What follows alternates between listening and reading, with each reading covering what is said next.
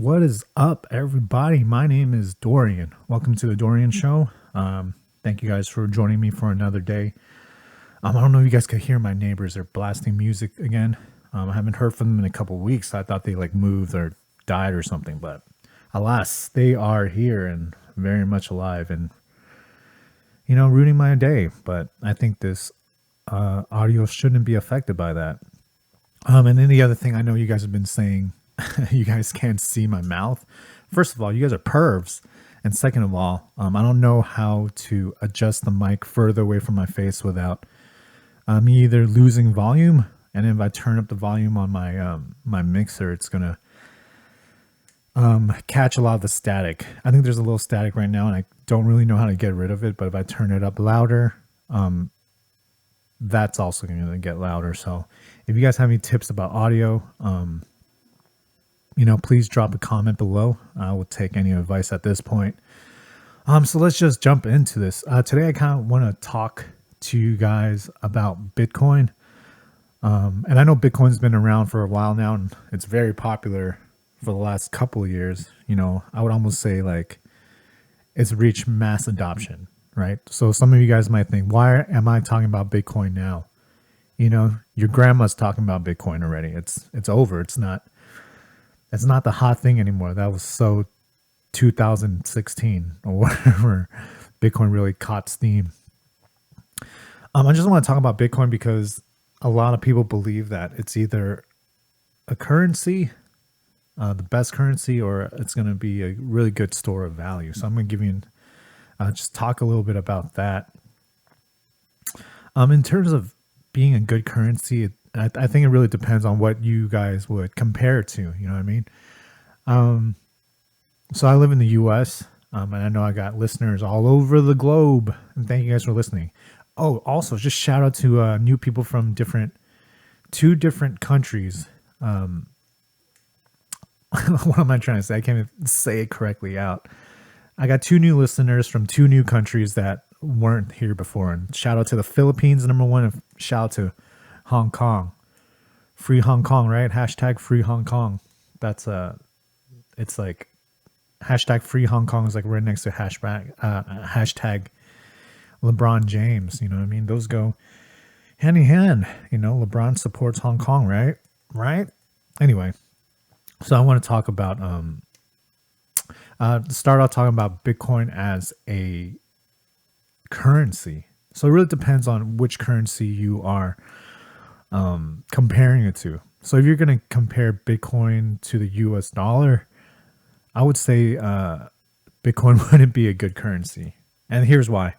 Whenever people say the Bitcoin is going to take over the US as the world's reserve currency or going to be the world's currency, I'm like, no, that's not true, because number one, whenever I think about Bitcoin, for sure, and I don't know if everyone else anybody else thinks about it this way, but when I think about Bitcoin, I don't think Bitcoin is a value of one Bitcoin is not the value of one Bitcoin, if that makes sense. Whenever I think about Bitcoin, I always think of it as in terms of value in US terms. So one Bitcoin right now is $50,000 US dollars. So that's how I think about Bitcoin. I think of it in terms of US dollars.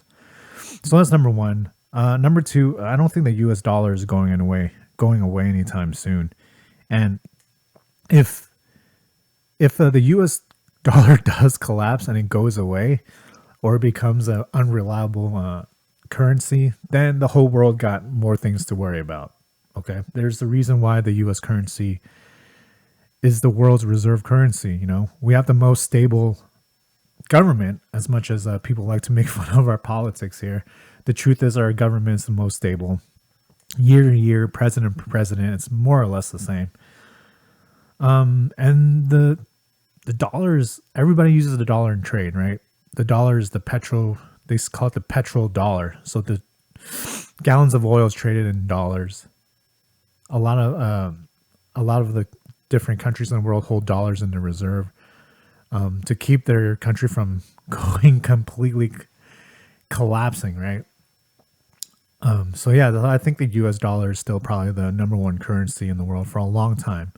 If for some reason, if it's not, then man, it's going to be I don't know, World War III or the end of the world or something, like the financial system will crack. It will collapse if everybody lose faith in the U.S. currency all of a sudden. So as of right now, for sure, I think the U.S. Dollar is a good currency. And if you live in the U.S., then like Bitcoin is not really a good substitute for currency. You know what I mean? Like what's like $100 in Bitcoin? It's like such a small fraction that you're like, oh, I'm gonna give you like 0.0005% of a Bitcoin. Like it's just really hard to like denominate. You know what I mean? But where Bitcoin is a really good currency is if you live in a country where you don't have a stable government and the government's kind of like a sham. You know what I mean? Like there's governments out there that are just printing their currency and just devaluing their currency like down 90% within a year. Kind of like Turkey, Nigeria, and Venezuela. Like these countries are like unpredictable. You know what I mean? Like people that live there, their citizens have seen costs of everything, groceries go way up because their money is worth nothing anymore. So if you live in one of those countries, then yeah, you should definitely buy Bitcoin. Even though Bitcoin fluctuates a lot, it's way more stable than some of these other currencies in these third world countries. So if I was living there, definitely I would be holding a lot of my stuff in Bitcoin so I could hold the value of my assets. You know, like what if I had $100 today in, I don't know, the Turkish, I don't know what their currency is. And when I wake up tomorrow, it's only worth like $10. That's insane. I'd rather put that money, $100 in today in Bitcoin. And if it goes down, it wouldn't go down by that much, hopefully. So yeah, I think Bitcoin makes a good currency if you're living in a terrible government that's not stable, that doesn't have a good track record of protecting its own people and their own economy. Then yeah, you should definitely get Bitcoin. So yeah, I think Bitcoin is better as an asset, as a store of value, kind of like gold. I don't know the appeal of holding gold. Like I feel like if you hold a piece of physical gold, it's so cumbersome, right? Gold is super dense, it's super heavy, and it costs money to have people like take custody of it. It's hard to bring it around. You know what I mean? Like if I need to like trade to people like a 10 pound of gold, like I don't know how big 10 pound of gold is, but I'm like, there's, you get robbed, you know what I mean? The mass doesn't help. It's just really hard to transfer. Like, how do you give people a piece of gold? Like, do you shave it off and you weigh it? All that. It's just an outdated piece of store of value that we really don't need anymore, especially because the internet is around. So yeah, I think Bitcoin is better than gold. And people say there's gold holds up to inflation because there's a limited amount. There's actually not a limited amount. You know what I mean? Like miners find new gold every single year. We know there's a set amount of Bitcoin, so that's never going to change. So when there's a limited amount of stuff, inflation probably wouldn't. It's a good protection against inflation, is what I'm trying to say. You know what I mean? So if there's inflation, the price of a Bitcoin should go up. And I don't think. And then people say that Bitcoin could be replaced by any other coin. That's true, it can, but it already has mass adoption. Like everyone has already bought into Bitcoin. It's the same thing about the US dollar, right? It only has value because people buy into it, and most of the world buy into it, and that's why it's stable. And same with Bitcoin. Like I think people already heard, and there's billions of dollars in Bitcoin already, that if someone started a new coin tomorrow that does exactly the same thing as Bitcoin, like I don't think anyone would accept it because we already got something. Okay. In terms of Bitcoin price, where will it go? I mean, I don't know. Because we live in a world of inflation, technically it should just go up forever, indefinitely. In terms of like how fast it could go up and how much it could go up, I don't know. I think like just like a year or two ago, Bitcoin was like $3,000-$4,000. Right now it's like $50,000. Is it going to do that again? Is it going to 20 times its its value in the next, I don't know, 2-3 years. I don't know. It's hard to say. It's speculation. But I think it would hold up against inflation in the long term for sure. But yeah, I don't know. Some people think it's going to hit like $250,000 in the end of 2022. That's not going to happen. A lot of people were calling for $100,000 Bitcoin at the end of 2021, and we are nowhere near that. We're only about like 3 weeks away from that end of the year. I mean, so I don't know. There are a lot of predictions, but I think if you're going to hold it for a long run, it should appreciate in its value. So why should you hold Bitcoin? Well, I think it's the same reason why anybody would hold gold before, is to protect inflation. It's a hedge against inflation. It's a way to diversify away from stocks and bonds. And I've never held gold. Like I basically, before I owned cash and like 100% stocks. You know what I mean? But now I have some Bitcoin, and other crypto like Ethereum, which we could go over another time, and I own a little bit of Celsius's coin, which I feel it's pretty trash right now. Even though the app is good, the coin is trash.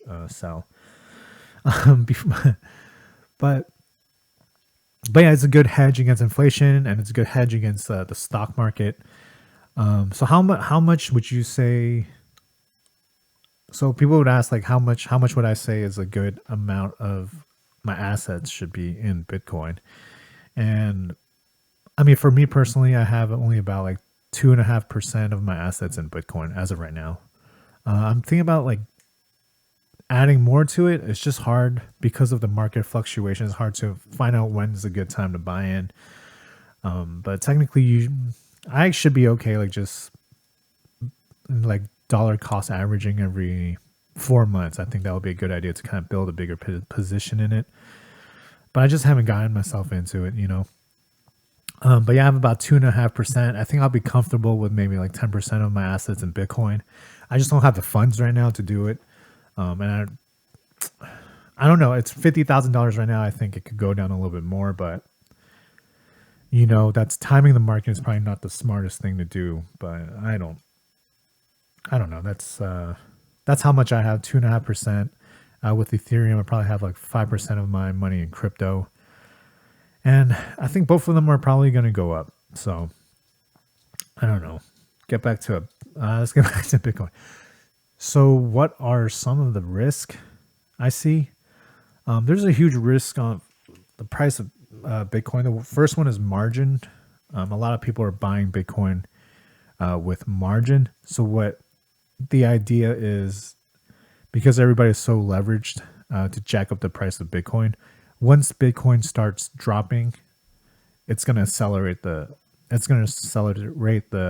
downward spiral of the price. Because if the price of Bitcoin goes down, some investors would get margin called, meaning they need to sell even more Bitcoin.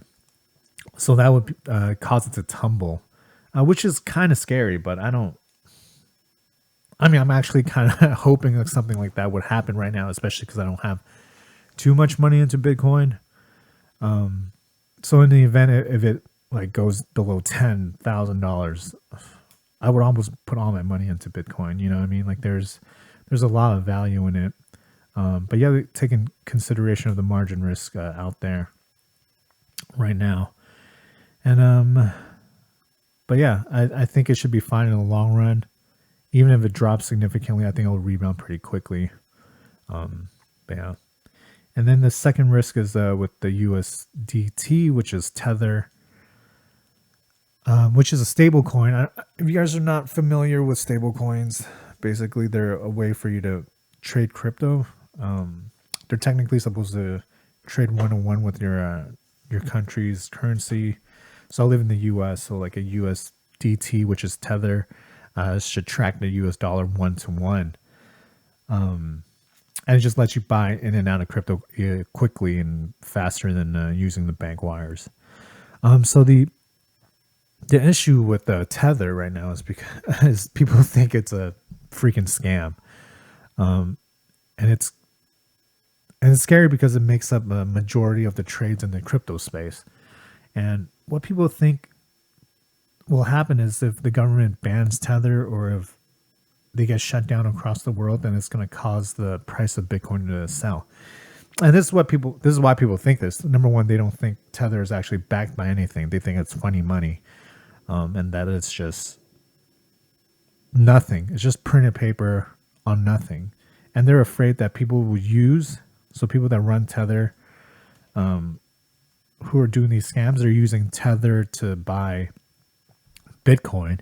And when it all comes crashing down, they're going to sell it for US dollar. They'll sell the Bitcoin for US dollar. So they're getting something for nothing, basically. And they think they're already doing this. Like they'll print free Tether, buy Bitcoin, drive the Bitcoin price up, sell it for dollars, and then just print more Tether. So it's just like, a never-ending circle. And in the event that Tether is banned, like if the jig is up and most of the money being traded in crypto is using Tether, and once we take out Tether, then all these fools will probably try to rush out of their Bitcoin holdings and try to sell for dollars. And in that event, I don't know how much it would drop. But yeah, those are the only two risks for Bitcoin that I see. But for me, I think it's a good way to diversify your assets. Another way to diversify your assets so you won't get crushed if something happens, right? So if you own stocks, that's one thing to have, good to have. You own like property. And then the third one, if you own Bitcoin, it's a good way to diversify. I don't have property right now because I sold my condo. So right now, all I have is cash and a stock. So, I think I would want to move towards 10% of my assets in Bitcoin. But, the discipline thing is just say dollar cost average every month. But I just can't get myself to do that right now. You know what I mean? I don't practice what I preach is basically what I'm saying. I'm waiting for it to drop and then for me to just put a significant amount of cash in it. But who knows? It might backfire and kick me in the nuts. Anyway, all right, let's answer some questions from my listeners. Man, thank you for listening through that rambling on Bitcoin, by the way. I thought I had a more precise thing to say, but I feel like I just rambled through it. But yeah, anyway, listeners' questions. Number one, we have a question from YouTube. Thank you guys for watching this on YouTube, by the way. But it says like over half of the people watching my videos aren't even subscribers. So if you guys could do me a favor, please subscribe to YouTube. Hit the like button so it could reach more people. I know my podcast is not the best right now, but I swear and I hope and I pray and I'm working on it to make this a better podcast every week. So make sure you subscribe. Anyway, first question is from YouTube, from a young lady by the name of Kavita Singh. And Kavita asks, do you have financial rules related to when you sell? That's a good question. And yes, I do. When I first started like investing in stocks, I had like no discipline. I get spooked easily. You know what I mean? I would lose 10% of something. I'll just sell out. And then if I never sold a single stock, I would be up so much more money. But, when you see the market crash, it's really hard to hold on to losers. And I'm just starting to learn that now and starting to like remind myself that now. And I'm in like my 30s and I started investing probably when I was like 22 years old. So, but yeah, you should have a reason for selling before you even purchase a position in a stock or a crypto or anything like that. So like recently when I buy a stock, I'm either like, okay, this is going to grow my wealth over time, so I'm not going to sell it unless there's like an emergency that I'm forced to sell it, or I'm just going to hold it forever. Number one. And number two, if you are buying like a commodity, then you should know that there's a cycle to commodities, right? There's always it always ends up with a bubble, and that's going to pop. So it always starts out like, oh, there's a need for a commodity, and then the price of it will slowly go up, and all of a sudden it'll just shoot up out of nowhere. And that's when you got to be careful for the bubble. That's because a lot of people will start jumping into it and creating this like rapid price raise, and you're just going to be like, oh my gosh, I'm going to be rich. And then like you don't realize you're in a bubble, and you don't sell out on time. So for me, the one commodity I'm into right now is uranium. I talked about this in previous videos. Probably one of my first videos, I talk about the uranium squeeze. So when you get into a commodity like this, you need to have an exit strategy. So the reason why I got into commodity play is I think that the uranium commodity play is because I think that uranium is underpriced right now, and there's a high demand for physical uranium due to the electricity needs of the world, and there's a shortage, is what I believe. A lot of the miners and producers of uranium say they can't even make money digging and finding new uranium until the price of uranium is like $65-$70. Right now, the cost of uranium is about $40, right? $45, I'm sorry. So when I buy, I invest into uranium probably when the price of uranium was like $37. You know what I mean? I'm not like a super early investor, but I still consider myself pretty early right now in this stage. So my exit strategy is based on the price of uranium, right? So I'm gonna have to look at certain prices. I need to really consider selling. So right now, like uranium is pretty volatile. In terms of stocks, I own the Physical Uranium Trust, SRUUF, and Cameco, CCJ. So these both are super volatile right now. So they would go up 4 and come down 5%. I really don't care about it in the short term unless it goes down a lot. In that case, I'm going to be in a position of buying more, which I will do.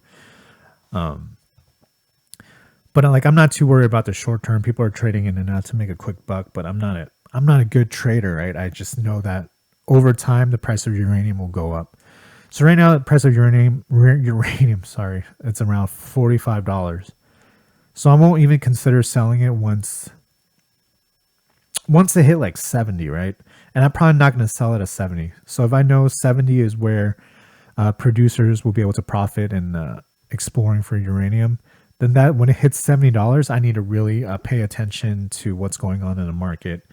What all the companies are saying. Are they going to open up new mines? Are they going to,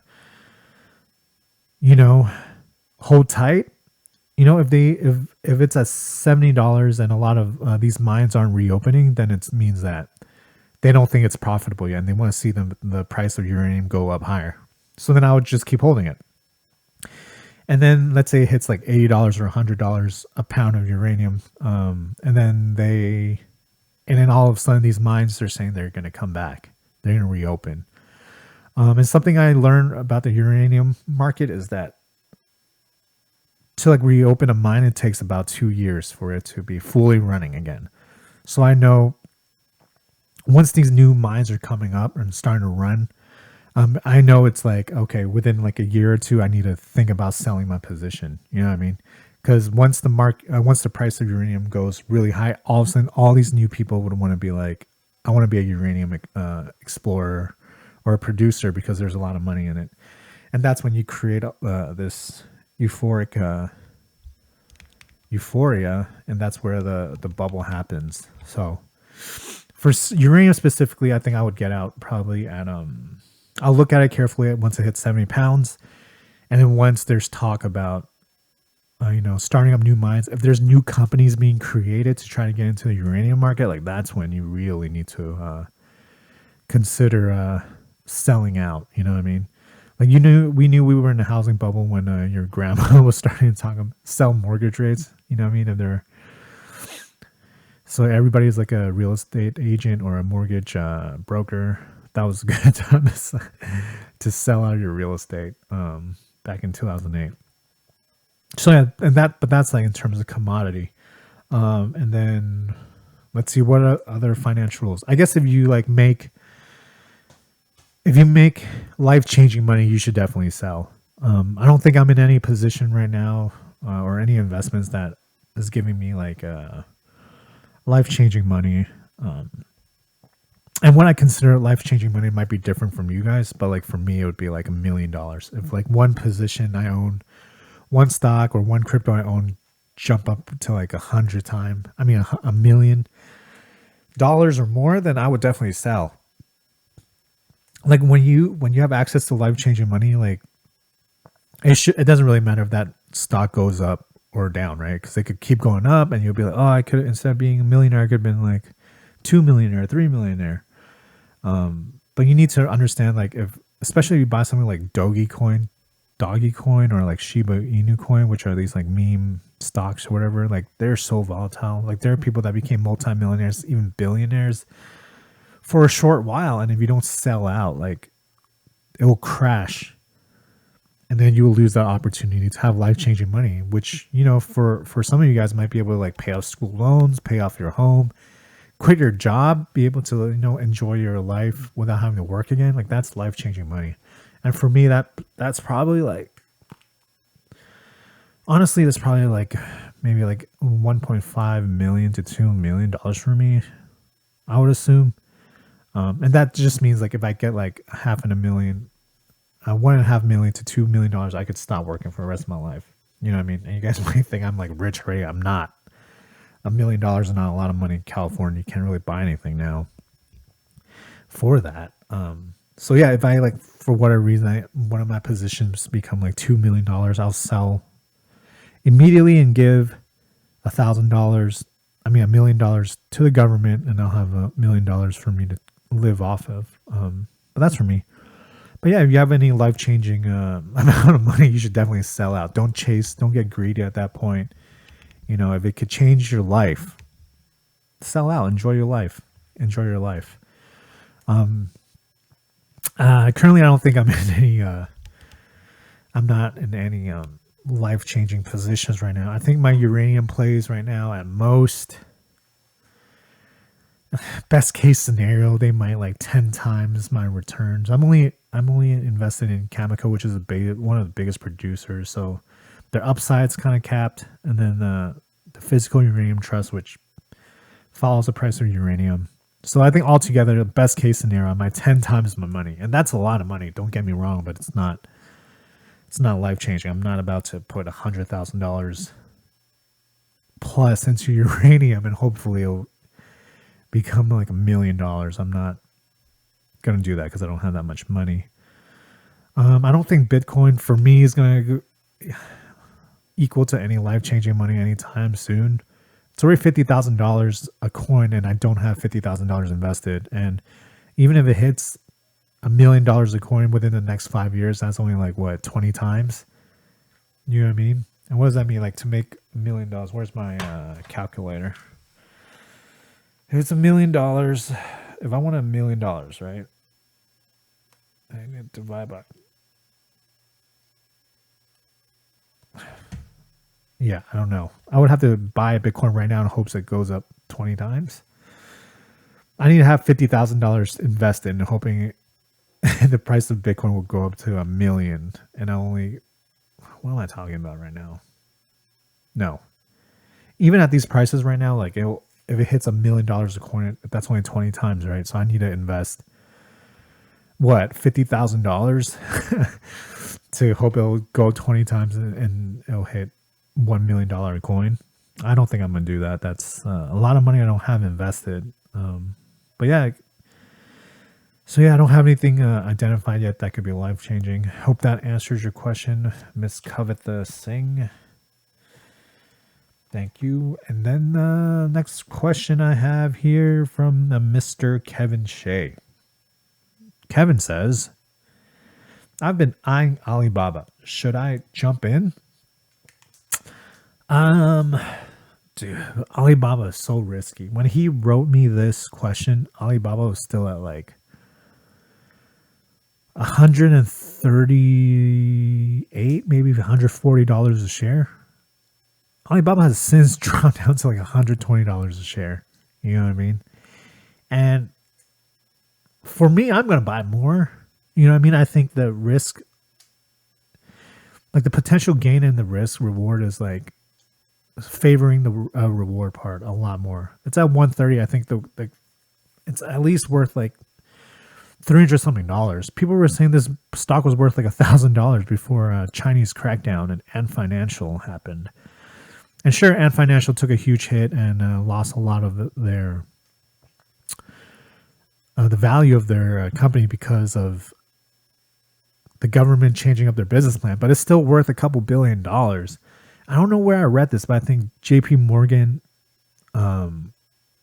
valued Alibaba, just their cloud unit and the Ant Financial holdings, as $130 a share.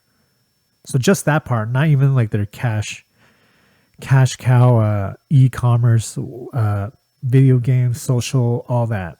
Even without including that, JP Morgan thinks their cloud business and just Ant Financial is worth $130 a share. And now Alibaba's trading like between 130 and 120 to 130,000, what am I talking? 120 to $130 a share. So basically they're saying like if that's the case, then that means they're valuing zero as their cloud business, and Ant Financial is worth $0, which is insane. So if you think about it that way, then yeah, I think it's a good time to invest, but there's always risk, you know.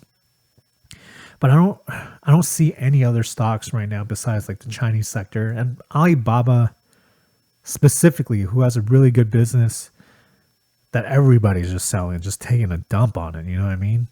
Like this is, I feel like I'm more willing to bet on Alibaba than I was at GameStop at any point. I get it. A lot of people became multimillionaires because of the GameStop squeeze, but I understand. Like till this day, I'm like, GameStop is like it's a bad business. It sells physical games when everything is digital. You know what I mean? Like they sell you a PS5 game when you could just download your PS5 game and buy it from Sony directly. Like why would anyone even invest in GameStop right now? Besides like trading on momentum and the hype and gambling at this point. But Alibaba is different. It has a growing e-commerce. It's growing. The revenues are growing like 20% a year. Their cloud is growing still. Ant Financial is still a juggernaut, even though, you know, the government tried to neuter it. So I don't know. It's a company that's still growing in revenue, growing in income. It's only going to get bigger. It's expanding to all the other countries that China has a foothold in. And it's only worth like $130 a share. So yeah, for me, I think it's a good time to buy in. But this is not financial advice, man. You could lose it all, man. I could lose it all. I could be homeless. I could be homeless asking you for $12 because that's how expensive California is. That a homeless person will ask you for an hour's wage when you walk by him. Crazy. Anyway. But yeah, I just want to thank Kavitha and Kevin for asking me questions. Thank you everybody else for leaving a comment.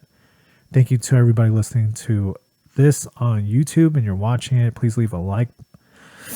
You know, drop a like, hit the like button, drop a comment, ask me questions. I want to address some of these questions. It will give me more stuff to talk about. Please subscribe. Please subscribe. It helps the channel. And you know, I'm pretty happy about what's going on. I'm gaining like 1 subscriber a week, and that's pretty good for me at this point. But I want to ramp that up, and hopefully I could, you know, reach a wider audience and learn how to create better content in the meantime. And for everybody listening to this on Apple, Spotify, Google Podcasts, Pocket Casts, thank you guys. I have a lot of international listeners too, which is insane at this point. I feel like 30% of my listeners are international. It's just some young man, young 30-year-old man in the United States giving out bad non-financial advice. Anyway, thank you guys for listening. I hope the audio is not too bad. I'm trying to figure this out. I think it sounds fine right now, but thank you guys. I want to give you guys an update on my MMA gym and my comedy, but maybe I'll save it for another episode. I feel like this is a good place to end. Thank you guys for listening. I love you all. Take care. Bye-bye.